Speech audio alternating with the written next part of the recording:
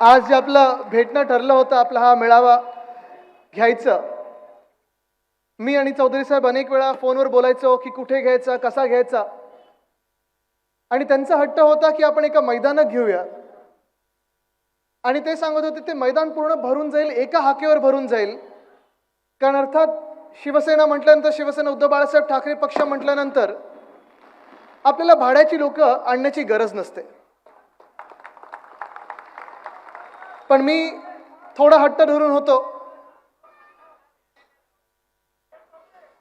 जरा तर राहू दे, बसू दे. मी हट्ट थोडं एक स्पीकर इथे वळवा ना, कारण मलाच ऐकून येतं काय येतं. हा आता येतोय का? हा आता मला पण ऐकू येतं. नाही तर मला, मी तेच विचार करत होतो की आता मैदानात तर खेळायचंच, पण आता आपण सर्वांनी रस्त्यावर उतरणं गरजेचं आहे. ती वेळ आलेली आहे.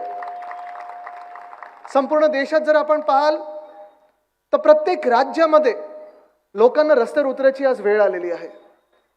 10 वर्ष आपण एक गोष्ट ऐकायचो, अच्छे दिन आएंगे, अच्छे दिन आएंगे. झाली आता मे मध्ये 10 वर्ष पूर्ण होतील. तुम्ही मला सांगा, अच्छे दिन आलेत का? अच्छे दिन आलेत? नाही आलेत. पण आज जेव्हा आपण विचार करतो अच्छे दिन आएंगे, अच्छे दिन आएंगे, आपल्याला वाटत असेल नुसतं महाराष्ट्रासाठी आलेले नाहीयेत. तर हे खरं नाहीये. देशात जर प्रत्येक राज्य जर आपण पाहिलं, आणि खास करून भाजपाची जी राज्य आहेत, भाजप प्रणित जी राज्य आहेत, जिथे जिथे तुम्ही पाहाल तिथे एक अस्थिरता निर्माण झालेली आहे. अशी परिस्थिती आहे की लोकांना आंदोलनं करायला लागत आहेत. आणि ही आंदोलनं चिरडण्याचा प्रयत्न केंद्र सरकार असेल किंवा तिकडचं स्थानिक जे सरकार असतं, राज्य सरकार असतं, ते करण्याचा प्रयत्न करत आहे. लडाखमध्ये जर आपण पाहायला गेलं तर लडाखमध्ये देखील मागच्याच 2 आठवड्यामध्ये साधारणपणे 40,000 लोक अशीच रस्त्यावर उतरली होती आणि मोठा मोर्चा काढला होता. आणि त्यांची मागणी हीच होती की आम्हाला केंद्र शासित राहायचं नाहीये, आम्हाला आमच्या हक्काचा मुख्यमंत्री द्या, आम्हाला आमच्या हक्काची विधानसभा द्या. खासदार साहेब, आपण जेव्हा पहिलेच आता दुसऱ्या टर्मला निवडून गेला होता 2019ला, 5 वर्षापूर्वी, तेव्हा केंद्र सरकारने 370 कलम काढण्याचा जो प्रस्ताव आणला होता त्याला आपण पण पाठिंबा दिला होता. आणि होय, तर निघालंच पाहिजे, हे बरोबर झालंच, आपण पण पाठिंबा दिला होता. ते वंदनीय हिंदवी सम्राट बाळासाहेब ठाकरेंचं देखील स्वप्न होतं की 370 कलम हे काढलंच पाहिजे. पण ते झाल्यानंतर जी जम्मू काश्मीर आणि लडाखची विभागणी झाली, लडाखला वेगळं केलं गेलं आणि तिथे केंद्रशासित राज्य म्हणून घोषित केलं. 5 वर्ष झाले. खरं तर केंद्रशासित म्हणजे केंद्र सरकारचं डायरेक्ट तिथे लक्ष पाहिजे. पण तिकडचे स्थानिक लोक बोलतात, भूमिपुत्र बोलतात की आमच्याकडे कोणाचं लक्ष नाहीये, आमचा आवाज कोणी ऐकत नाहीये, आम्हाला आमच्या हक्काची विधानसभा द्या. मग कोणाचं आहे नक्की हे केंद्र सरकार? लडाखचं तरी वाटत नाहीये. आता हा ड्रोन जो आहे, इथे कुठे गेला तो ड्रोन? माझ्यावरती आहे का? जरा पुढे आणा ड्रोन.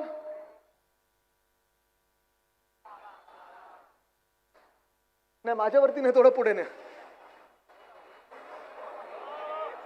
नाही, मला दाखवायचं नाही. आता तो ड्रोन थोडा लोकांवर न्या. समोर बसलेले आपले जे शिवसैनिक आहेत त्यांच्यावर न्या, थोडं जवळ न्या त्यांच्याकडे. कोण चालवते ड्रोन? कुठे? हा, थोडं जवळ न्या, अजून जवळ न्या, जवळ न्या, जवळ न्या. थोडं तुम्ही पुढे या म्हणजे तुम्हाला दिसेल कुठे चाललंय. हा, आता थोडं अजून जवळ न्या आणि खालती न्या. बस बस. अरे बसेल कोणाच्या डोक्यावर, एवढं खालती नको. आता मला तुम्ही सांगा, तुम्हाला भीती वाटते का तिथे ड्रोनची? नाही वाटत आहे ना? का? हवा देते म्हणून? नाही, ड्रोनची भीती तुम्हाला एवढ्यासाठी वाटत नाही कारण तुम्हाला माहिती त्याच्यात कॅमेरा आहे, बरोबर ना? ठीक आहे, आणा तर परत तो ड्रोन.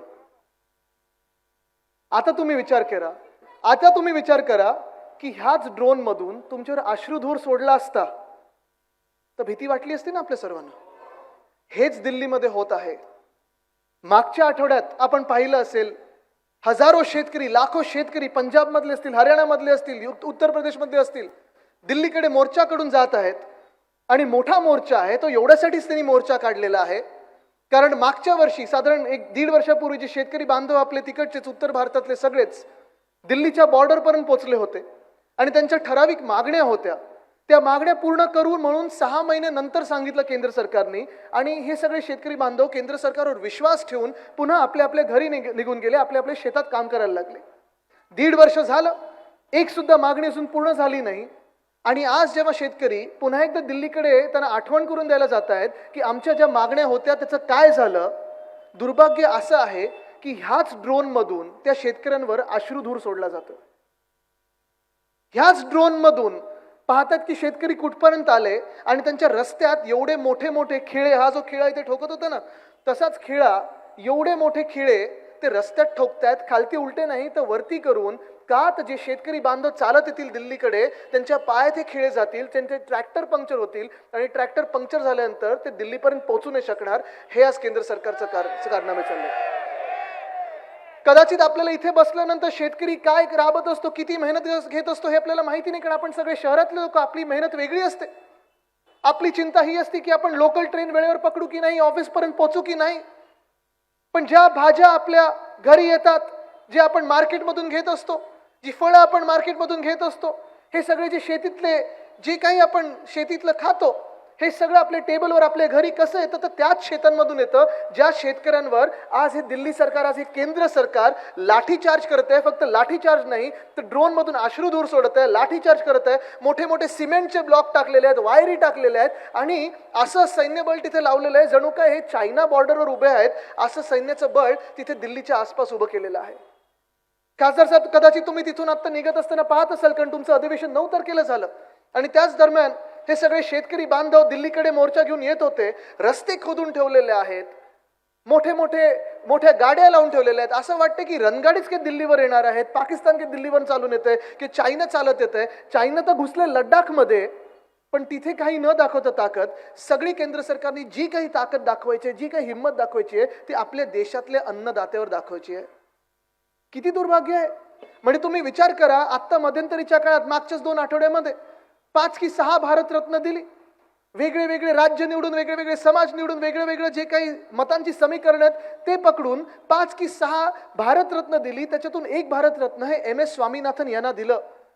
जे MS स्वामीनाथन ज्यांनी शेतकऱ्यांसाठी काम केलं, जो स्वामीनाथन आयोग ज्यांनी शेतकऱ्यांसाठी हमीभाव मिळालाच पाहिजे, मालाला भाव मिळालाच पाहिजे, जे MS स्वामीनाथन त्यांच्या आयोगामध्ये काय काय शेतकऱ्यांसाठी करायला पाहिजे हे लिहून दिलेलं होतं, त्यांना तुम्ही भारतरत्न देता. पण ज्यांच्यासाठी त्यांनी काम केलं त्यांच्यावर तुम्ही लाठीचार्ज करत आहात, अश्रुधूर सोडत आहात, खिळे ठोकतात त्यांच्या रस्त्यामध्ये. हे कसं राज्य आहे, कोणाचं राज्य आहे, नक्की रामराज्य तरी आहे का? आज विचार करण्याची ही वेळ आलेली आहे. हे रावण राज्य वाटायला लागलेलं आहे. आणि जर उत्तर भारतात जर आपण पाहिलं, लडाखमध्ये आंदोलन, पंजाब आणि हरियाणामध्ये आंदोलन, दिल्लीकडे मोर्चा निघत आहे, तसंच दक्षिणेतले जी राज्य आहेत, मग कर्नाटक असेल, तेलंगणा असेल, आंध्र प्रदेश असेल, केरळ असेल, तामिळनाडू असेल, ही सगळी दक्षिणातली राज्य जी आहेत ती देखील सांगत आहेत की आम्हाला आमच्या हक्काचा पैसा द्या, GSTचा पैसा द्या, आम्ही तुम्हाला कर म्हणून जो पैसा देतो आमच्या विकासासाठी, आमच्या स्थानिक भूमिपुत्रांसाठी, आमच्या जनतेसाठी आम्हाला पैसा द्या. आम्ही पण त्याच भारतातले आहोत जिथे तुम्ही आमच्याकडून GST घेता पण आम्हाला तुम्ही 1 रुपया परत देत नाही पैसा म्हणून, जो काही विकासासाठी येत असतो. ते सगळे तिथे आंदोलनं बसलेले आहेत. जेव्हा हेच अधिवेशन सुरू होतं संसदेचं, तेव्हा DK शिवकुमार जे कर्नाटकाचे उपमुख्यमंत्री आहेत त्यांनी देखील आंदोलन केलं. त्यांनी दिल्लीमध्ये जाऊन उपोषण केलं होतं, आंदोलन केलं होतं की कर्नाटकाचा जो GSTचा पैसा आहे तो आम्हाला द्या, त्वरित द्या, कारण आम्हाला पण विकास करायचा आहे, आम्हाला पण विकास पाहिजे. पण आज परिस्थिती अशी आहे की मणिपूर जळत आहे, दक्षिण भारत आंदोलन करत आहे, लडाखमध्ये कोणीतरी त्यांचे न्याय हक्क मागत आहे, शेतकरी बांधव आज आपण पाहत आहे दिल्लीच्या बॉर्डरवर जाऊन आंदोलन करत आहे. पण महाराष्ट्रामधलं जे सरकार आहे त्यांनी कधीतरी, जे आत्ता घटनाबाह्य सरकार आहे, चोरांचं सरकार आहे, खोके सरकार आहे, त्यांनी कधीतरी तुमच्या आमच्यासाठी काही मागितलेलं तुम्ही 2 वर्षात पाहिलंय का? कधीतरी आपण ऐकलंय की आम्हाला मुंबईसाठी स्पेशल पॅकेज द्या? ऐकलंय तुम्ही कधी? कधी तुम्ही ऐकले की महाराष्ट्रातला शेतकरी आत्महत्या करतोय त्याच्यासाठी स्पेशल पॅकेज द्या? या घटनाबाह्य मुख्यमंत्र्यांनी विचारलेलं ऐकलंय, मागितलेलं ऐकलंय? नाही ऐकलंय आपण. कारण ह्या राज्य सरकारची जी घटनाबाह्य सरकार आहे, जे खोके सरकार आहे, जे धोके सरकार आहे, त्यांची भूमिका एकच आहे, दिल्ली दिसलं की घालायचं लोटांगण, दिल्ली दिसलं की घालायचं लोटांगण. जे काही मुंबईचं आहे ते त्यांच्या घशात घालायचं, मुंबई संपून टाकायची आणि मग जर काही उरलं असेल ते पण सगळं पाठवून द्यायचं गुजरातकडे. आज प्रश्न हा येतो की जे आता अरविंद सावंत साहेब सांगत होते, मी टीव्हीवर पण पाहत होतो, ते मला वाटतं स्वतः तिथे संसदेत बसले होते. जे 2 तरुण मुलांनी उडी मारली, संसदेत उडी मारली, त्यांना पूर्ण माहिती होतं की जेव्हा एकदा तुम्ही उडी माराल संसदेत तेव्हा एकदा फाशीवर चढवलं जाईल किंवा आयुष्य संपवलं जाईल, जेलमधून बाहेर येणं तर शक्यच नाही, असा कडक कायदा UAPAचा जो आहे तो त्वरित लावला जाईल. कदाचित त्यांना हे पण माहिती होतं जर चुकून प्रधानमंत्री तिथे असते तर त्यांच्या SPGनी त्यांना तिकडच्या तिकडेच त्या 2 तरुणांना शूट ॲट साईट केलं असतं आणि हे उडी मारणं संसदेत किंवा असं आंदोलन करणं किती योग्य अयोग्य हे तुम्ही ठरवायचंय. चुकीचं आहेच, मी त्याचं समर्थन करत नाही, पण तुम्ही त्यांची मनस्थिती विचार करा काय असेल त्यावेळी, त्यांच्या मनात काय विचार असेल की आम्हाला नोकऱ्या नाहीत, आम्हाला जॉब्स नाहीत, म्हणून आम्ही देशाच्या संसदेत उडी मारू, गोळी लागली तरी चालेल, फासावर चढवलं तरी चालेल, पण आम्हाला आमच्या तरुणांचा आवाज तिथे संसदेत उचलायचा आहे, आमच्यासाठी कोणी बोलत नाहीये, हे त्यांचं दुःख होतं. आणि आज आपण पाहता त्या तरुणां कुठे आहेत, काय आहेत, कसे आहेत, काहीच माहिती नाही आपल्याला. पण आज दुर्दैव हेच आहे की पुन्हा एकदा आपल्याला भूतकाळावरनं लढवलं जात आहे. 50 वर्षापूर्वी काय झालं, नेहरूंनी काय केलं, 100 वर्षापूर्वी काय केलं, 500 वर्षापूर्वी काय केलं, हा राजा बरोबर होता की तो राजा बरोबर होता, 1000 वर्षापूर्वी काय झालं, मी तुम्हाला आज सांगत आहे. कारण मुंबई नेहमी भविष्य बघत असते, भूतकाळात आपण राहत नाही. आणि महाराष्ट्र, पुरोगामी महाराष्ट्र कधी भूतकाळात राहत नाही. म्हणून तुम्हाला सांगतोय मी की ज्या राजकीय पक्षांकडे देण्यासारखं काही नसतं ते 50 वर्षापूर्वी काय झालं, 100 वर्षापूर्वी काय झालं ह्याच्यात आपल्याला लढवत ठेवतील. पण आपण शिवसेना उद्धव बाळासाहेब ठाकरे आहोत, आपण महाराष्ट्र आहोत, आपण मुंबई आहोत, आपण आपल्या भविष्यासाठी लढलं पाहिजे, झगडलं पाहिजे, हा विचार करून आपल्याला पुढे जायचं आहे.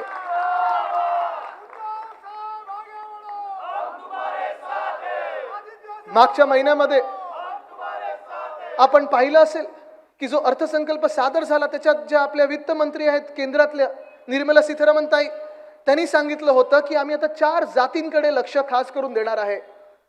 कुठच्या होत्या त्या जाती? शेतकरी, तरुण, महिला आणि गरीब. विचार करा तुम्ही, 10 वर्षानंतर हे 4 वर्ग आपल्या देशात आहेत ते आठवलं म्हणजे अच्छे दिन तर कुठे आता पता नाही. पण प्रत्येक निवडणूक आली की टॅगलाईन बदलायची, अब की बार 400 पार, अब की बार हे पार ते पार, हे सगळं करत आपण पाहत असाल. मी जसं सांगितलं, शेतकरी आज हैराण आहेत. जसं दिल्लीमध्ये आहे, जसं उत्तर प्रदेशमध्ये आहे, जसं आपण पाहताय हरियाणामध्ये आहे, ती सगळे मोर्चे तर काढतच आहेत. पण आपल्याकडे देखील, आपल्या राज्यात देखील प्रत्येक जिल्ह्यात जर पाहाल तर एक वर्ग जो अर्थमंत्र्यांनी सांगितलं होता, वित्तमंत्र्यांनी सांगितलं होतं की ही जात महत्वाची आहे, शेतकरी, त्याच्यात जर तुम्ही पाहाल तर प्रत्येक जिल्ह्यामध्ये कधी ना कधीतरी गेल्या 2 वर्षामध्ये कधी अवकाळी पाऊस असतो, कधी गारपीट असते, कधी दुष्काळ असतो, पण 1 रुपयाची मदत ह्या निर्लज्ज खोके सरकारने त्यांना केलेली नाहीये. कदाचित जर शेतकऱ्यांनी सांगितलं आम्ही भाजपात येतो तर ते सांगतील या तुम्हाला खोके देऊ, धोके देऊ, पण तुम्हाला काही मदत मिळणार नाही. कारण आज दुर्भाग्य हेच आहे की शेतकऱ्यांकडे बघण्यासाठी यांच्याकडे वेळ नाही. जसं दुसरं मी सांगितलं, दुसरा वर्ग तरुण, आज तरुण इथे किती आलेत? 20शीतले असतील, 30शीतले असतील, जरा हात वरती करून दाखवा मला. आहेत ना तुम्ही सगळे? आता मी जे तुम्हाला सांगत होतो, जे संसदेत ज्या 2 तरुणांनी उडी मारली त्यांनी सांगितलं की आमच्याकडे रोजगार नाही, नोकरी नाही, म्हणून आम्हाला हे पाऊल घ्यायला लागलं. तीच परिस्थिती आपल्या देशातल्या संपूर्ण तरुणांची आहे. आणि देशातलं काय आपल्या राज्यातलं जर बोलायचं झालं तर ह्याच 5 वर्षामध्ये 2 वेगळी सरकार, खरं 3, म्हणजे एक सकाळी 5:30चं जे काही होतं मुहूर्त ते सरकार, ते 2 दिवसाचं सरकार होतं. मग आपलं सरकार आलं, महाविकास आघाडीचं सरकार, आणि मग हे खोके सरकार, गद्दारांचं सरकार हे बसलेलं आहे आपल्या डोक्यावर, अवकाळी सरकार. पण आता जर पाहाल तर 2 फरक असे आहेत. कोविडच्या काळामध्ये आपल्याला आठवत असेल, कोविडच्या काळात इथे महापौरताई बसलेले आहेत, किशोरीताई आहेत, आपले सगळे नगरसेवक, आणि तुम्ही सगळ्यांनीच मुंबईसाठी जे काम केलेलं आहे, महाराष्ट्रासाठी आपण जे उद्धव साहेबांच्या नेतृत्वात काम केलं, जागतिक पातळीवर त्याचं कौतुक झालेलं आहे. अगदी WHO असेल, आपलं सुप्रीम कोर्ट असेल, परवाकडे मी एक पुस्तक वाचत होतो त्याच्यात रघुराम राजन यांनी कौतुक केलेलं आहे. कारण जे आपलं काम आहे ते सच्चं काम होतं, खरं काम होतं, कुठेही आकडे आपण लपवले नाहीत. आपण उत्तर प्रदेश सारखं केलं नाही, आपण गुजरात सारखं केलं नाही. जे सुरतमध्ये हाल होते, जे अहमदाबादमध्ये हाल होते, तसे लोकांचे हाल आपण होऊ दिले नाहीत. जे होतं ते होतं, सत्य होतं, ते लोकांसमोर होतं. आणि मी पाहिलेलं आहे उद्धव साहेब देखील कसं ते काम करत होते 24 तास. पण त्या कोविडच्या काळामध्ये देखील अर्थचक्र सगळं बंद पडलं असताना आपण पुन्हा एकदा अर्थचक्र सुरू करण्याचा प्रयत्न केला. आणि मला आठवतं जून 2020 मध्ये मॅग्नेटिक महाराष्ट्र जेव्हा घेतलं तेव्हापासून 2022च्या जूनपर्यंत आपण साधारणपणे 6.5 लाख कोटीची गुंतवणूक आपल्या राज्यात आणू शकलो. आणि नुसतं हा दावा नाही तर हे सत्य आहे, त्यांच्या व्हाईट पेपरमध्ये पण दिसलं होतं. ही खरी गोष्ट आहे. हे सगळं आपण करत होतो आपल्या महाराष्ट्रासाठी, आपल्या राज्यासाठी. अनेकदा उद्योगपती जे इन्व्हेस्ट करू पाहतात आपल्याकडे, अनेकदा उद्योगपती ज्यांना आपल्या राज्यात यायचं असतं, जे इकडचे राजकारणी लोक बसले असतात, ते सांगतात नाही नाही तुम्ही इकडे नाही, माझ्याच जिल्ह्यात या, इकडे नाही, माझ्याच गावात या. उद्धव साहेबांचं धोरण स्पष्ट होतं, महाराष्ट्रातला प्रत्येक जिल्हा हा आपला आहे आणि जिथेही ज्या उद्योगपतीला जायचं असेल तिथे जावं, कारण महाराष्ट्राची प्रगती झाली तर प्रत्येक जिल्ह्याची प्रगती होईल, प्रत्येक तालुक्याची प्रगती होईल. त्याच वेळी आपण पाहत होतो, जे आपण 6.5 लाख कोटीची गुंतवणूक केली त्याच्यातून जो फायदा झाला आपल्याला महाराष्ट्राला तो फार मोठा होता. शेतकऱ्यांना देखील मदत करू शकलो आपण, शहरांना मदत करू शकलो. जी काही गुंतवणूक आली त्याच्यातून आपण इंडस्ट्रीज आता पुढच्या काही वर्षांमध्ये पाहणार आहोत. पण ह्याच बरोबर जर गेल्या 2.5 वर्षातले 2 वर्षातली जर कामं बघितली, सगळा जो घोळ झालेला आहे, सगळा जो चोथा झालेला आहे राजकारणाचा, घाण झालेली राजकारणातली, आज मला प्रश्न पडतो की गेल्या 2.5 वर्षामध्ये ह्या तरुणांनी, इकडच्या तरुणांनी, महाराष्ट्रातल्या तरुणींनी एक तरी बातमी अशी वाचली का की एक नवा उद्योग आपल्या राज्यात आलेला ऐकलाय का? ऐकलंय? कदाचित ही गोष्ट ज्यांनी माझ्या पत्रकार परिषदा पाहिल्या असतील, मला टीव्हीवर बघितलं असेल, तुम्हाला वाटेल की आदित्य काय परत परत तेच बोलतो. पण हे बोलणं गरजेचं आहे, कारण हे सत्य आहे. जसं त्यावेळी अच्छे दिन तुम्ही झोपेतून उठवलं कोणाला तरी अच्छे दिन वापस आएंगे असं बोलायचं, तसं जे खरं आहे ते मी आज तुम्हाला सांगतोय. तुम्ही देखील तुमच्या गावांमध्ये, घरांमध्ये, मित्रांमध्ये हे बोलणं गरजेचं आहे, कारण ह्याची चर्चा होणं गरजेचं आहे. अनेक ठिकाणी बघतोय मी, जो काही खर्च होतोय तो 25 फुटाच्या 100 फुटाच्या होर्डिंग होतोय, बॅनर होतोय की आता कर्जमुक्ती, आता अमुक हे तमुक हे. हा उद्योग आला, पण एक सुद्धा उद्योग नवा महाराष्ट्रात आलेला नाहीये. वेदांता फॉक्सकॉन बद्दल किती बोलायचं, का बोलायचं, कसं बोलायचं, हा प्रश्न मला नाही, ते घटनाबाह्य मुख्यमंत्र्यांना विचारा. कारण जेव्हा वेदांत फॉक्सकॉन आपल्या राज्यातून गुजरातमध्ये पाठवला गेला तेव्हा आपल्याला टीव्हीवर येऊन काय सांगितलं होतं? असं काहीतरी खाजवलं आणि मग सांगितलं अरे ह्याच्यापेक्षा मोठा येणार आता प्रकल्प, दिल्लीने सांगितलंय, हा गेला, आता काय आपण असंच करायचं का? वाटतं काल परवाकडे रडारड केली त्यांनी. आता ठीक आहे, कितीही खोटं बोललात, कितीही रडलात तरी जनता तुम्हाला साफ करणारच आहे. जनता तुम्हाला राजकारणातून बाहेर करणार आहे, कारण जनतेला गद्दार आवडत नाहीत, खोटारडे आवडत नाहीत, निर्लज्ज आणि नीच लोक आवडत नाहीत. 2 गोष्टी ह्या महाराष्ट्रातून तुम्ही पुसू शकत नाही. एक जे उद्धव साहेबांनी केलेलं काम आहे मुख्यमंत्री म्हणून ते, आणि दुसरं म्हणजे ह्या गद्दारांच्या माथ्यावर गद्दार आणि बापचोर जे लिहिले ना ते तुम्ही पुसू शकत नाहीत. पण वेदांता फॉक्सकॉन नेला गुजरातमध्ये, आणि नुसतं गुजरातमध्ये नाही नेला, मला माहित नाही तुम्ही किती लोकांनी पाहिलं असेल. आता तो उद्योग जो आहे तो गुजरातमधून देखील निघून गेलेला आहे, देशातून निघून गेलेला आहे.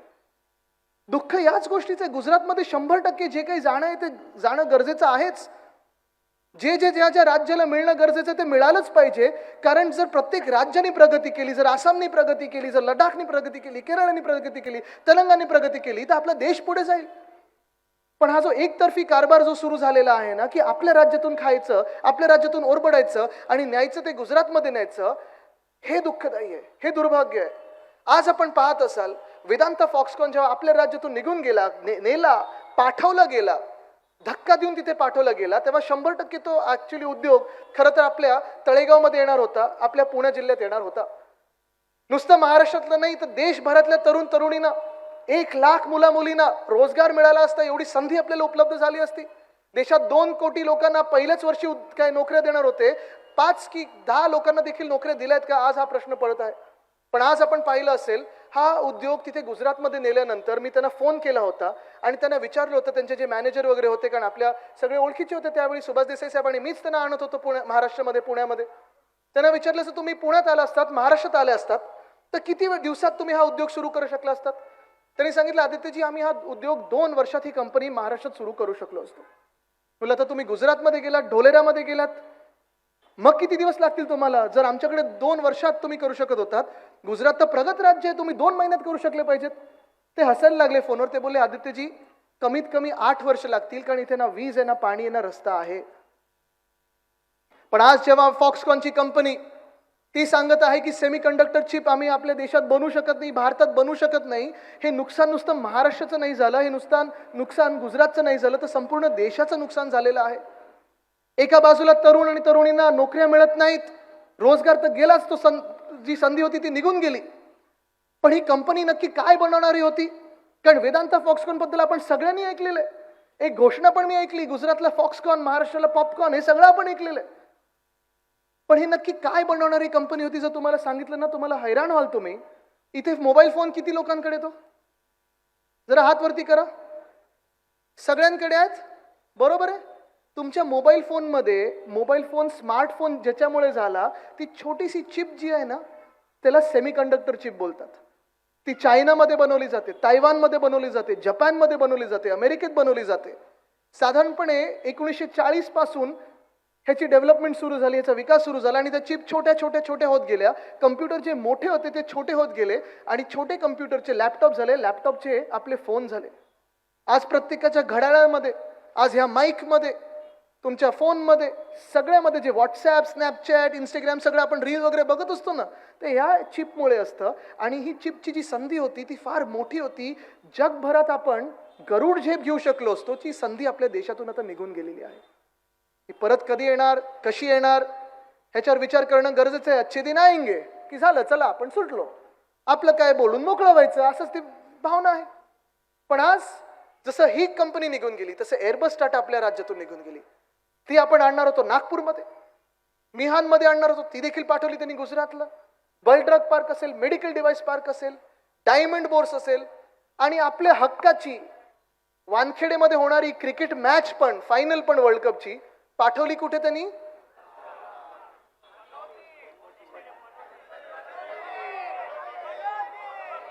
आता तुम्ही मला सांगा, आपण सगळे मुंबईकर आहोत ना? मुंबईत रक्तात क्रिकेट आहे ना? छोट्या मुलाला जरी विचारलं आपण, जर ती मॅच वर्ल्ड कप फायनलची वानखेडेत झाली असती, आपल्या मातीत आपण जिंकलो असतो ना? पण जणू काही दुसरं राज्यच नाही आपल्या देशामध्ये, असं सगळं काही नेते आहेत गुजरातला, आणि गुजरातमधून पण ते पुढे चालतच नाहीये.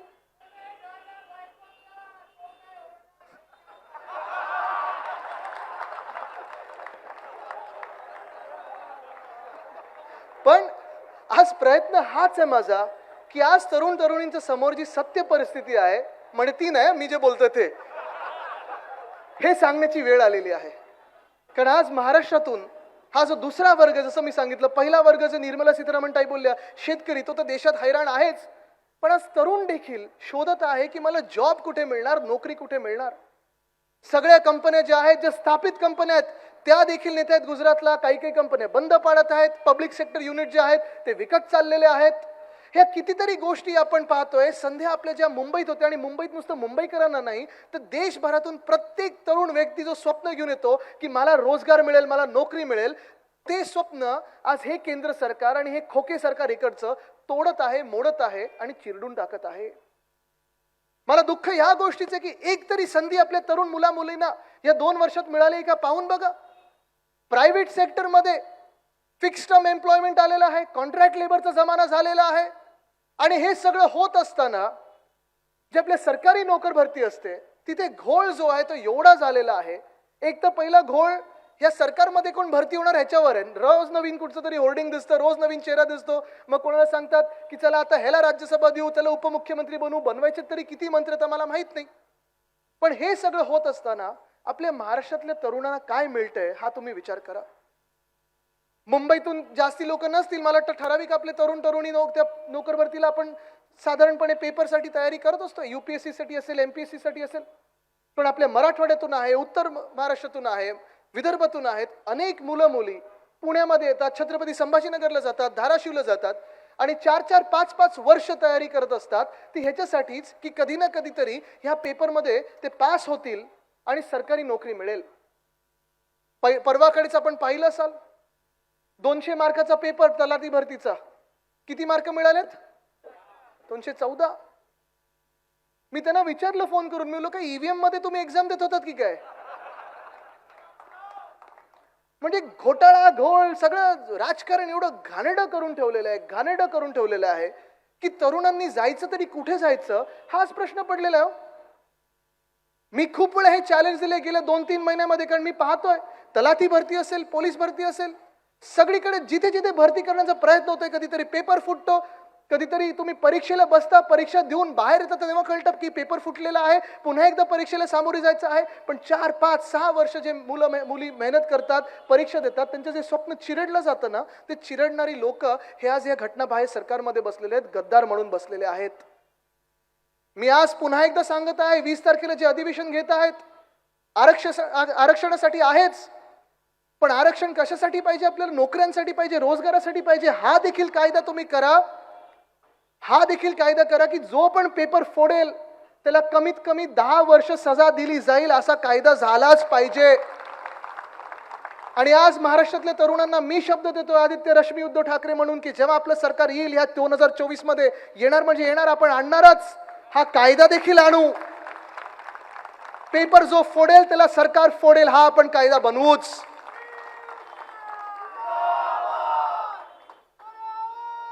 पण आज हे दोन वर्ग एवढे त्रस्त आहेत, दिशाहीन झालेले आहेत. जायचं तरी कुठे? कोण संसदेत उडी मारून बेरोजगारीच्या विरुद्ध आंदोलन करत आहे, कोण दिल्लीकडे मोर्चा घेऊन जात आहे, कोण स्वतःला फास लावून घेत आहे. शेतकरी असेल, युवा असेल, 10 वर्ष ह्या दोन जाती, हे दोन वर्ग आठवले नाहीत. आज ह्या केंद्र सरकारला आठवायला लागलेले आहेत, कारण त्यांना माहिती आहे 400 पार होणं हे अशक्य आहे. 250 तरी गाठतील का? एवढी जर अस्थिरता आपल्या देशात असेल तर हाच त्यांच्या समोर प्रश्न पडलेला आहे. तिसरा जो प्रश्न आहे, तिसरा जो वर्ग आहे तो म्हणजे महिला. आज खास करून इथे मोठ्या संख्येत महिला उपस्थित आहेत. पण हे सरकार जे आहे, खरं म्हणजे मागच्या जुलैपर्यंत महिलाच नव्हती मंत्रिमंडळात, आणि सांगत होते नाही हे सर्वसामान्यांचं सरकार आहे, महिलांचं सरकार आहे, असं आहे तसं आहे. पण 2-3 तुम्हाला उदाहरणं देतो, 3च उदाहरणं देतो, आणि तुम्ही मला सांगा हे सरकार तुमचं तुम्हाला वाटतंय का? या मंत्रिमंडळामध्ये एक गद्दार मंत्री असा आहे ज्यांनी एका महिला खासदाराला घाणेरड्या शिव्या दिलेल्या आहेत, तेही टीव्ही चॅनलवर दिलेल्या आहेत. 17 की 18 वेळा मोजल्यात मी. घाणेरड्या शिव्या दिलेल्या आहेत. ते चॅनलवाल्यांना कसं तरी झालं दाखवायचं, पण ते दाखवलं त्यांनी, आणि त्या मंत्र्याला अजूनही मंत्रीपद दिलेलं आहे, आणि शिवी दिल्यानंतर त्याला प्रमोशन मिळालं. ह्या गद्दार मुख्यमंत्र्यांनी गेट आउट केलं नाही, असं सरकार हे तुम्हाला तुमचं वाटतंय का? याच मंत्रिमंडळामध्ये अजून एक मंत्री असा आहे ज्याच्यावर घाणेरडे आरोप झालेले आहेत. ज्या मिनिटाला आरोप झाले तेव्हा उद्धव साहेबांनी त्यांना गेट आउट सांगितलं. माझ्या मंत्रिमंडळात अशी घाणेरडी लोक नको आहेत, काढून टाकलं होतं. पण जेव्हा हे खोके सरकार बसलं, पुन्हा एकदा त्यांना कॅबिनेटचा दर्जा दिला आणि मंत्री बनवलं. हे असलं सरकार हे तुम्हाला तुमचं वाटतंय का? वाटतंय तुमचं सरकार? अहो हेच काय, ह्या खोके सरकारचे जे मेन स्पॉन्सर आहेत भाजपा, तो पक्ष असा आहे की गुजरातमध्ये त्यांनी आता मागच्या वर्षीची गोष्ट आहे, 5 की 6 लोकांना जेलमधून बाहेर काढलं. दिंड नाही काढली त्यांची, त्यांना हार घातलं, त्यांना सत्कार केला, त्यांची ओवाळणी केली, आणि प्रचारात फिरवलं. त्यांना प्रचारात फिरवलं, भाजपाचे लोक म्हणून फिरवलं. माहिती ते कोण होती लोक? बिल्किस बानो ह्याच्यावर रेप करणारे, अत्याचार करणारे ही 5 की 6 लोक होती. हे तुमचं हिंदुत्व आहे? हे हिंदुत्व असं नसतं. जे माझ्या आजोबांनी मला हिंदुत्व शिकवलेलं आहे की जो कोणी रेप करेल, जो कोणी अत्याचार करेल, त्या महिलेची जात कुठची असो, धर्मही कुठचा असो, त्या रेपिस्टला फासावरच चढवलं पाहिजे. हे आपलं हिंदुत्व आहे.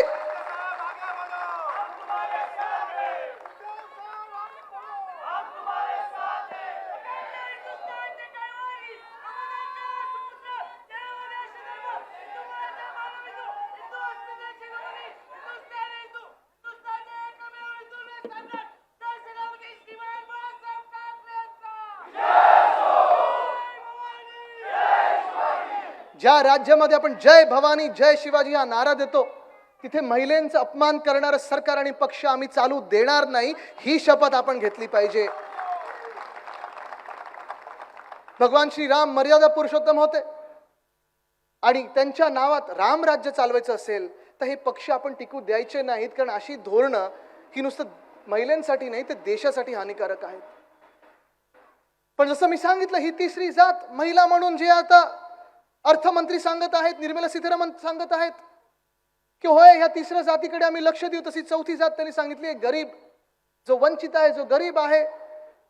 जेव्हा आपण 2014 मध्ये ह्याच केंद्र सरकार किंवा ह्याच भाजपासाठी प्रचार करत होतो तेव्हा आपण कुठचे कुठचे होर्डिंग्स लावत होतो, कुठचे कुठचे होर्डिंग्स आपल्याला लावायला सांगितले होते. कितीतरी गोष्टींवर आपण वाचायचो, बहुत हुई महंगाई की मार. नाही, तेव्हा आपण असं नव्हतं बोललो, आता बोलायची वेळ आलेली आहे. पण तुम्ही मला सांगा, महागाई कमी झाली आहे का? गॅसच्या किमती खालती गेल्यात की वरती गेल्यात? पेट्रोलची किंमत काय झाली आहे? त्यावेळी काय होती? त्यावेळी थोडे 1 रुपयाने वाढवलं की आपण मोर्चा काढायचो भाजपसोबत, मुंबई बंद, देश बंद. आता काय झाली गॅसची किंमत? डिझेलची किंमत काय झाली आहे? आज तुम्ही मला सांगा मग की हे सरकार तुम्हाला शेतकऱ्यांचं वाटतंय? हेच केंद्र सरकार तुम्हाला तरुणांचं वाटतंय? हेच केंद्र सरकार तुम्हाला महिलांचं वाटतंय? हेच केंद्र सरकार तुम्हाला गरिबांचं वाटतंय? ते सोडा, हेच केंद्र सरकार तुम्हाला भाजपाचं तरी वाटायला लागलंय का आता? जी भाजपा आपण ओळखायचो, जी भाजपा आपल्याला माहिती होती, आज तुम्ही मला सांगा, ह्या महाराष्ट्र भाजपाचे पहिले 5 नेते कोण आहेत? जरा मला नाव घेऊन सांगू शकाल का तुम्ही?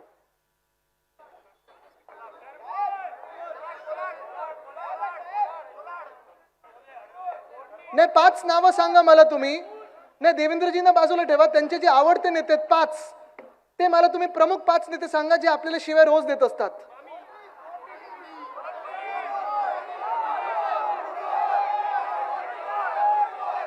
बरोबर आहे? हे 5 नेते जे आहेत मला तुम्ही सांगा. आता थांबा. आता तुम्ही मला सांगा, ऐका. आता गेले 25 वर्षात जेव्हा आपली त्यांच्यासोबत युती होती, तेव्हा जे सुसंस्कृत नेते होते, जे अभ्यासू नेते होते, ज्यांच्यासोबत आपण काम केलेलं आहे, खांद्याला खांदा लावून काम केलंय, घरोघरी जाऊन आपण प्रचार केलेला आहे. मी तेव्हा लहान होतो, पण अनेक नेते असे, विनोद तावडेजी असतील, प्रकाश मेहताजी असतील, विद्याताई ठाकूरजी असतील, सगळे असतील, ह्यांच्यासोबत जे काम केलंय, मुंडे काकांबरोबर काम केलंय, महाजन काकांबरोबर काम केलंय, त्यावेळीची सगळी जी भाजपा आहे, जे अजूनही आहेत, त्यांना सगळ्यांना बसवले कुठे हो यांनी? आणि जे प्रमुख 5 नेते आता चेहरे आपल्याला रोज शिवी देत असतात, जे टॉनिक मिळतं आपल्याला, काय त्यांनी एखाद दिवस शिवी नाही दिली की वाटतं आपण काहीतरी चुकतोय, पण रोज शिवी देत असतात. तुम्ही मला सांगा, त्यांनी भाजपमध्ये कधी प्रवेश घेतलाय? गेल्या 2 ते 3 वर्षात, जेव्हा त्यांना ईडी त्यांच्या घरी गेली. ईडी घरी गेली की हिंदुत्व एकदम जागृत करून मिळतं त्यांना. हे कुठचं भाजपा आहे? काय म्हणून भाजपा आहे? आता काल परवाकडे तुम्ही एक अजून प्रवक्त्याच्या मुलाचं ऐकलं असेल, ती पोस्ट पाहिली असेल तुम्ही, बरोबर आहे? आता तुम्ही मला सांगा, महाराष्ट्र भाजपानी नक्की मिळवलं तरी काय ह्या महाराष्ट्रामध्ये? 2022 मध्ये आपला पक्ष शिवसेना फोडला, तोडला, चोरला, चोरांच्या हातात दिला, निर्लज्ज नीच लोकांच्या हातात दिला, बरोबर आहे? सरकार आपलं पाडलं, महाराष्ट्र पुढे चालला होता, त्यांच्या पोटात दुखायला लागलं भाजपाच्या, आणि म्हणून महाराष्ट्र तोडता येईना म्हणून शिवसेना तोडा, म्हणजे महाराष्ट्र मागे राहील, हे धोरण त्यांनी घेतलं. आणि एक असे मुख्यमंत्री बसवले ज्यांना काहीच कळत नाही आजूबाजूचं काय चाललंय. ठीक आहे, ते एक वेगळी गोष्ट आहे. बिल्डर कॉन्ट्रॅक्टर लोकांचा मुख्यमंत्री बसवलेले आहेत, पण ते एका बाजूला झालं. 2023 मध्ये राष्ट्रवादी काँग्रेस फोडली, पवार परिवार फोडला, आणि त्याच्यात देखील आपण पाहिलं असेल त्यांना सोबत घेतलं. या वर्षी 2024 मध्ये काँग्रेस फोडायचा प्रयत्न करत आहेत, काही नेते त्यांचे फोडत आहेत. आणि हे सगळं झाल्यानंतर तुम्ही पाहिलं असेल 2022 मध्ये जे मंत्रिमंडळ बसलं, त्याच्यात साधारणपणे 10 गद्दार मंत्री आहेत, 9 हे राष्ट्रवादीतून जे फुटून गेलेत त्यांनी जी गद्दारी केली त्याच्यातले मंत्री आहेत. पण 10 जे भाजपामधले मंत्री झाले त्याच्यात 6च ओरिजिनल भाजपातले आहेत, 4 बाहेरचे आहेत. काय मिळालं का भाजपाच्या लोकांना? बरोबर आहे मला. आणि तेही कोणाचे हो? गद्दारांचे उचलत आहेत ते. म्हणजे मला वाईट त्या भाजपाच्या कार्यकर्त्यांबद्दल वाटतं हो. तुम्ही बघा काय परिस्थिती असेल.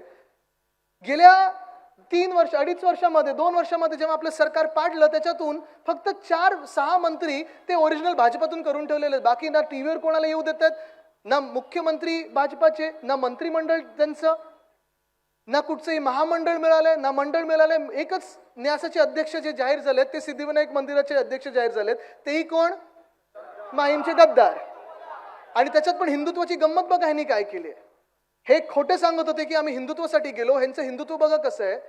सिद्धिविनायकाची जेव्हा गणपती बाप्पाची मिरवणूक निघाली होती, तेव्हा गणपती बाप्पाच्या मिरवणुकीत कोणीतरी आपली शिवसेनेची घोषणा दिली म्हणून त्यांनी बंदूक काढून तिकडच्या स्थानिक लोकांवर, दादरकरांवर रोखली, गाडीला शिव्या दिल्या, पोलीस स्टेशनमध्ये नेलं गेलं. पोलीस स्टेशनमध्ये नेल्यानंतर तिथे देखील फायरिंग केलं त्यांनी, एक गोळी उडवली. नशिबाने कोणाला लागलं नाही. पण बरोबर तिकडचा व्हिडिओ नाही आला. व्हिडिओ कुठचा आला? भाजपाच्या आमदाराचा, ज्यांनी पोलीस स्टेशनमध्ये फायरिंग केलं. म्हणजे भाजपाला मिळाला तरी काय? पण अध्यक्ष कोणाला केलं मंदिराचं? ह्याच गद्दार माणसाला, ज्यांनी गणपती बाप्पाच्याच मिरवणुकीत बंदूक काढली आणि आपल्याच तिकडच्या स्थानिक लोकांवर दाखवली. हे तुमचं हिंदुत्व? ठीक आहे, त्याच्यावर आपल्याला जायचं नाही हो. पण महत्वाची गोष्ट ही आहे की नक्की काय धोरण तुम्ही पाळत आहात. मग नंतर काय सांगितलं? दादा फंड देत नाहीत, दादा फंड देत नाहीत, राष्ट्रवादी सोबत आम्ही बसणार नाही, इक्बाल मिर्चीच्या आम्ही दोस्ताबरोबर बसणार नाही, देशद्रोहावर बसणार नाही. मागच्या वर्षापासून कोणासोबत बसतायत? मग ज्यांनी फंड दिला नाही त्यांना तुम्ही उपमुख्यमंत्री केलं. ज्यांनी गणपती बाप्पाच्या मिरवणुकीत बंदूक काढली, पोलीस स्टेशनमध्ये जाऊन फायरिंग केलं, त्याला तुम्ही मंत्री नाही तर न्यासाचा अध्यक्ष केला, ते हिंदू मंदिराचाच. हे तुमचं हिंदुत्व. आणि आता तिसरं, काँग्रेस आम्ही होऊ देणार नाही, काँग्रेस सोबत आम्ही जाणार नाही, असं तसं बोलणारे काँग्रेसलाच घेतात.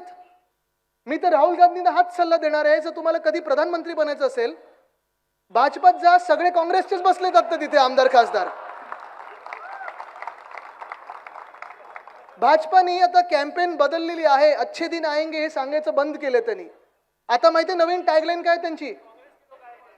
दाग अच्छा है, वॉशिंग पावडर भाजपा, दाग अच्छे है. जर तुमच्यावर, तुम्ही भ्रष्टाचारी असाल, जर तुम्ही खोके घेतले असाल, धोके दिले असाल, जर तुम्ही कोणाचा खून केला असेल, कुठे दरोडा टाकला असाल, तर तुम्हाला भाजपात घेतील थेट आणि भाजपाच्याच कार्यकर्त्यांच्या डोक्यावर बसवतील आणि मुख्यमंत्री उपमुख्यमंत्री बसवतील. पण भाजपाच्या कार्यकर्त्यांना हे कधीच वाढू देणार नाहीत. आत्ताची राज्यसभेची निवड बघा तुम्ही, 6 मधून 4 तर काँग्रेसचेच आहेत. कुठे काँग्रेस मुक्त भारत होतं? काँग्रेस युक्त भाजपा व्हायला लागलेली आहे. तेही सगळे भ्रष्टाचारी लोक तिथे घेतात, ज्यांच्यावर आरोप लागलेत ते तिथे घेतात. उलटा काँग्रेस आता स्वच्छ झाली. ज्यांच्यावर आरोप लावले होते त्यांना सगळ्यांना तिथे घेतलेलं आहे.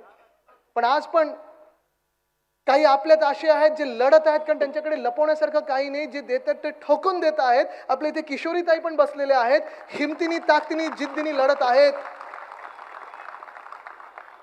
राजन साळवी साहेब लढत आहेत, जिंकणार मला माहिती आहे, खात्री आहेच. वायकरजींवर प्रेशर आहे, येत आहे की जेलमध्ये टाकू, येत आहे की जेलमध्ये टाकू. राऊत साहेब तर आज जाऊन आलेत आणि आता तर कोणालाच घाबरत नाहीत ते. आपलं सूरज चव्हाण लढत आहे. सूरजची पण केस बघा. गंमत अशी आहे की ज्याच्यावर आरोप लावलेत की तुम्ही टेंडर घेतलं, जो मालक आहे तो मिंदे गटात नेता म्हणून बसलाय आणि जो कंपनीचा कर्मचारी आहे त्याला आत घेतलेलं आहे. म्हणजे हा कुठचा न्याय आहे? काय चाललंय नक्की राज्यामध्ये? हा सगळा प्रश्न आहेच. पण एका बाजूला हे सगळे दाग अच्छे आहेत म्हणून चालू असताना, दुसऱ्या बाजूला आपण जी मुंबईत कामं केली आहेत ती पुसून टाकण्याचा प्रयत्न हे करत आहेत. पण मी परत सांगतो, 2 गोष्टी तुम्ही मुंबईतून पुसू शकत नाही, महाराष्ट्रातून पुसू शकत नाही, देशातून पुसू शकत नाही. देशात काही 33 देशात ज्यांनी नोंद घेतली त्याच्यात पण नाही पुसू शकत. उद्धव साहेबांनी जे केलेलं काम आहे ते, आणि तुमच्या माथेवर चोर, निर्लज्ज, नीच आणि गद्दार म्हणून शिक्का जो बसलेला आहे ते. कारण आज जो प्रकार सुरू आहे, जी आपण कामं केली एक तर बदनाम करा किंवा त्याचं श्रेय घेण्याचा प्रयत्न करा.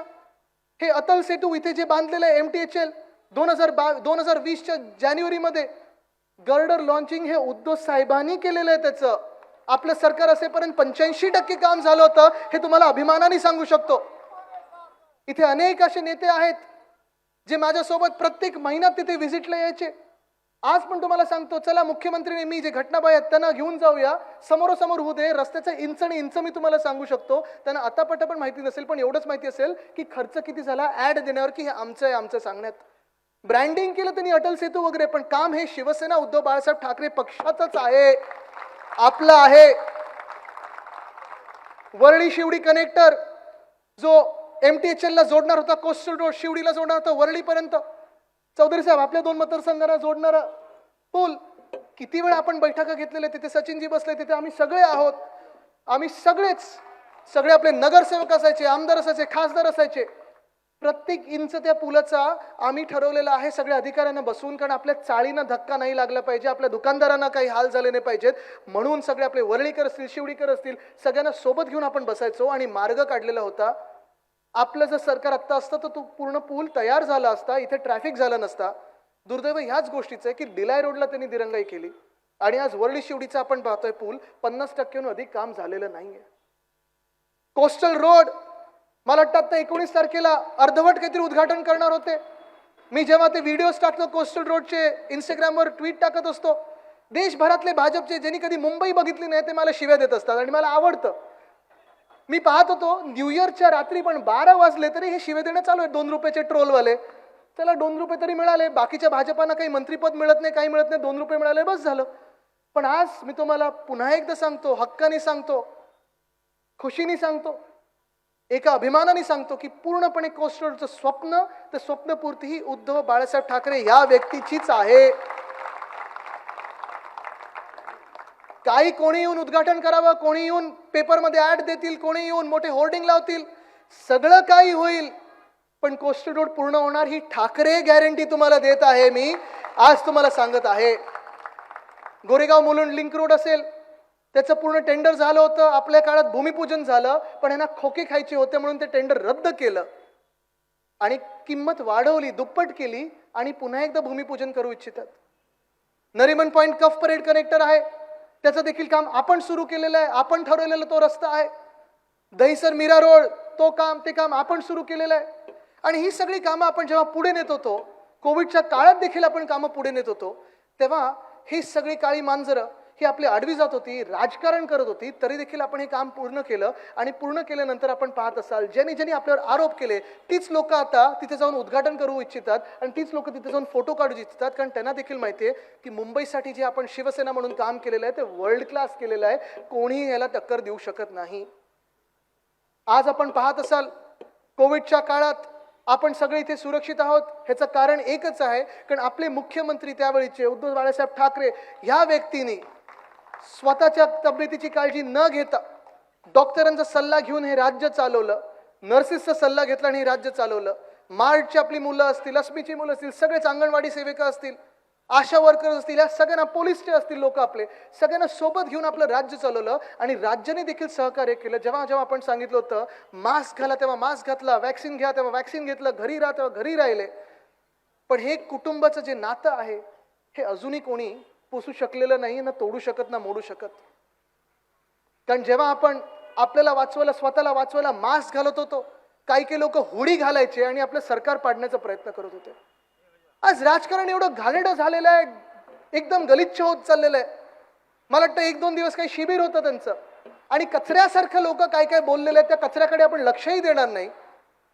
पण आपण पाहत असाल तो जो कचरा जे काही बोललेला आहे त्यांच्या मनात किती काळं आहे ना. नुसतं हे लोक कपडे पांढरे घालतात, बाकी सगळं काळं यांचं.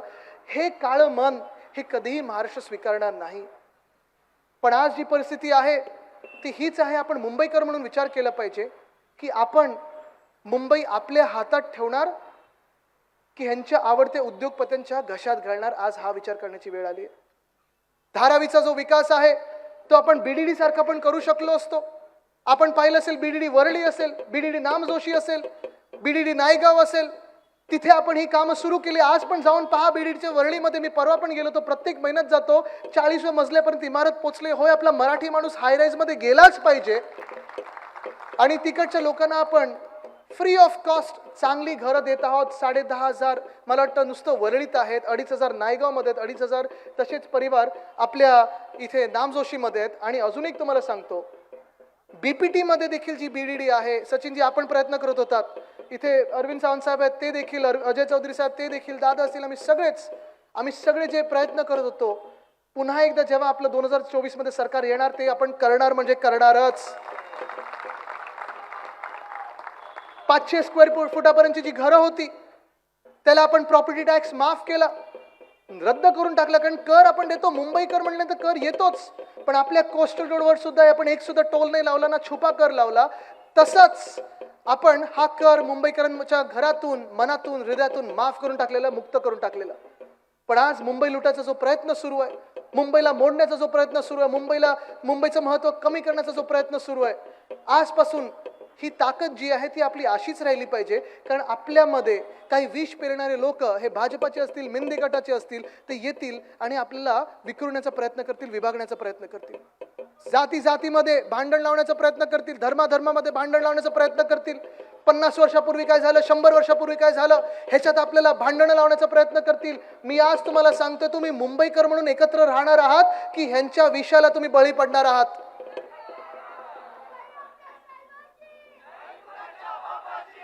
आज हा प्रश्न मी तुम्हाला विचारायला आलेलो आहे की ज्या भूलथापा मारल्या जातील, जी काही खोटे प्रचार अपप्रचार केले जातील, तुमच्या घरी देखील कदाचित हे सगळे त्यांचे जे मित्रपक्ष आहेत, ईडी, आयटी, सीबीआय, हे देखील पाठवण्याचा प्रयत्न करतील. आपण घाबरणार आहोत की मुंबईकर म्हणून बिनधास्त ह्यांना टक्कर देणार आहोत? आज ज्यांनी ह्या मुंबईमधून एअर इंडिया नेलं, वर्ल्ड कपची फायनल देखील नेली, डायमंड बोर्स नेला, सगळे जातपात धर्म भाषा सगळे आपण विसरून आपल्या रक्तात मुंबई आहे, मुंबई ह्या महाराष्ट्राची राजधानी आहे, आपण महाराष्ट्र म्हणून एकत्र येऊन यांना टक्कर देणार आहात की आपण आपले वेगळे वेगळे जे लेबल आहेत त्याच्यात विखुरले जाणार आहोत? तुम्ही मला सांगा, मुंबई म्हणून आपण एकत्र येणार आहोत की नाही? कारण ही ताकद जी आहे ना मुंबईची, ती नुसतं महाराष्ट्र नाही, नुसतं देश नाही, जग हलवू शकते. आणि जर ताकद तुम्हाला बघायची असेल, एक त्या शिवडीची जर ताकद बघायची असेल, तर सगळ्यांनी हात वरती करा आणि मनगट मला दाखवा. आणि ही जर ताकद भगवा आणि ही ताकद मनगट जी आहेत बघितली, तर तुमच्या हातात मला तलवारी दिसत आहेत. निवडणुकीला वेळ आहे, पण मी तुम्हाला आजच सांगतोय, तलवारी कुठच्या आहेत माहिती तुम्हाला? तुमची बोटं आहेत, ईव्हीएम दाबणारी बोटं आहेत. जेव्हा तुम्ही बोट दाबाल तेव्हा ह्या महाराष्ट्रात जे अंधकार आणणार आहेत ना, त्याच्या विरोधात मतदान केलं पाहिजे. आणि ह्या महाराष्ट्रात प्रकाश आणेल ती म्हणजे मशाल मशाल मशालच आणेल. शिवसेना उद्धव बाळासाहेब ठाकरे पक्ष आणेल. महाराष्ट्र हिताचेच लोक आपण निवडून देऊ, हाच निर्धार करून आपण पुढे निघू. धन्यवाद. जय हिंद, जय महाराष्ट्र, वंदे मातरम. यानंतर लोकशाही मराठी ऐका, पहा, जागरूक रहा.